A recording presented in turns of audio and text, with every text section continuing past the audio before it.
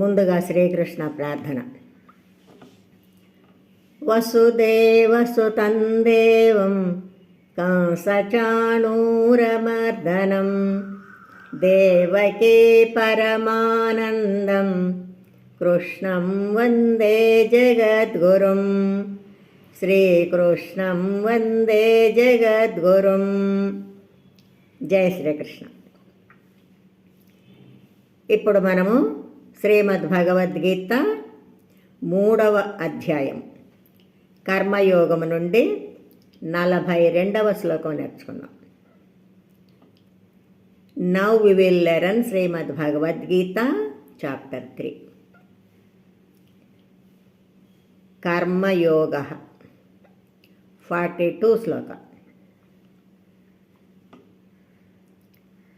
ఇంద్రియాణి పరాణ్యాహుర్ ఇంద్రియాణి పరాణ్యాహుర్ ఇంద్రియేభ్యః పరం మనః ఇంద్రియేభ్యః పరం మనః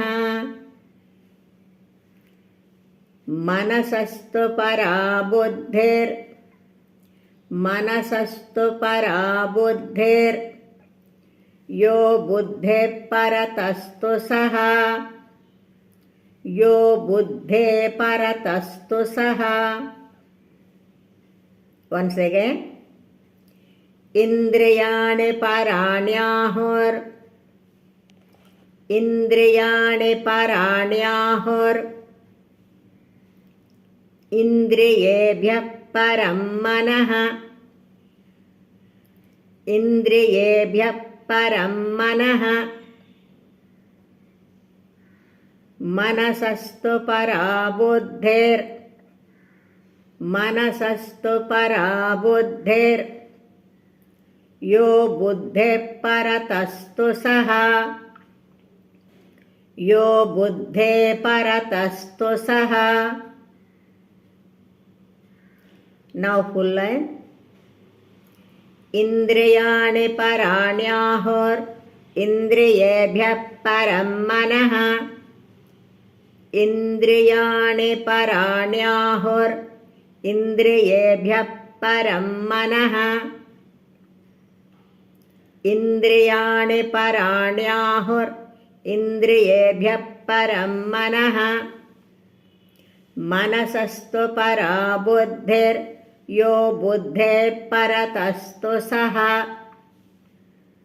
మనసస్తు పరా బుద్ధిర్ యో బుద్ధే పరతస్తు సః.